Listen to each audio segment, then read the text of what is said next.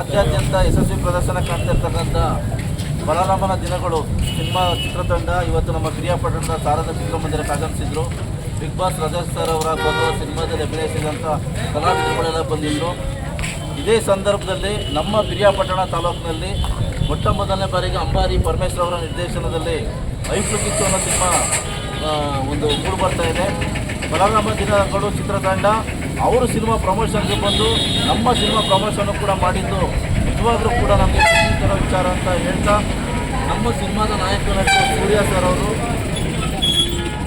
ಅದೇ ರೀತಿ ನಮ್ಮ ಸಿನಿಮಾದ ನಿರ್ದೇಶಕರು ಅಂಬಾರಿ ಪರಮೇಶ್ವರ್ ಅವರು ಮತ್ತು ಈ ಸಿನಿಮಾದಲ್ಲಿ ಸಾಕಷ್ಟು ಜನ ಇದೊಂದು ಮಕ್ಕಳು ಕಾನ್ಸೆಪ್ಟ್ ಇರೋ ಸಿನಿಮಾ ಐಫ್ಲು ಕಿಚ್ಚು. ಇಡೀ ಚಿತ್ರತಂಡವರು ಹೇಳಿದ್ರು ಸಿನಿಮಾದ ಟೈಟ್ಲಲ್ಲೇ ಕಿಚ್ಚಿದೆ, ಈ ಸಿನಿಮಾ ರಾಜ್ಯಾದ್ಯಂತ ಯಶಸ್ವಿ ಪ್ರದರ್ಶನ ಕಂಡು ಮಕ್ಕಳನ್ನ ಇಟ್ಕೊಂಡು ಸಿನಿಮಾ ಮಾಡಿದ್ದೀರಿ, ಮಕ್ಕಳನ್ನ ಇಟ್ಕೊಂಡು ಸಿನಿಮಾ ಮಾಡೋದು ಸುಲಭ ಅಲ್ಲ, 140 ಮಕ್ಕಳನ್ನ ನಿಭಾಯಿಸಿದಿರಲ್ಲ, ನಿಜವಾಗ್ಲೂ ಗ್ರೇಟ್ ಅಂತ ನಮ್ಮ ನಿರ್ದೇಶಕರಾದಂಥ ಅಂಬಾರಿ ಪರಮೇಶ್ವರ್ ಅವ್ರ ಬಗ್ಗೆ ಇಡೀ ಬಲರಾಮನ ದಿನಗಳು ಚಿತ್ರತಂಡ ಮೆಚ್ಚುಗೆ ಮಾತಾಡಿದ್ದು, ನಾನು ಈ ಸಿನಿಮಾದ ಒಬ್ಬ ಕಲಾವಿದನಾಗಿ ಖುಷಿ ಪಡುವಂಥ ವಿಚಾರ ಅಂತ ಹೇಳ್ತಾ ಇಷ್ಟು ಮಾತಾಡಲು ಅವಕಾಶ ಮಾಡಿಕೊಟ್ಟಂತ ನಿಮ್ಗೆಲ್ಲರಿಗೂ ಒಂದಿಷ್ಟು ಮಾತನ್ನು ನಾನು ಮುಗಿಸ್ತಾ ಇದ್ದೀನಿ.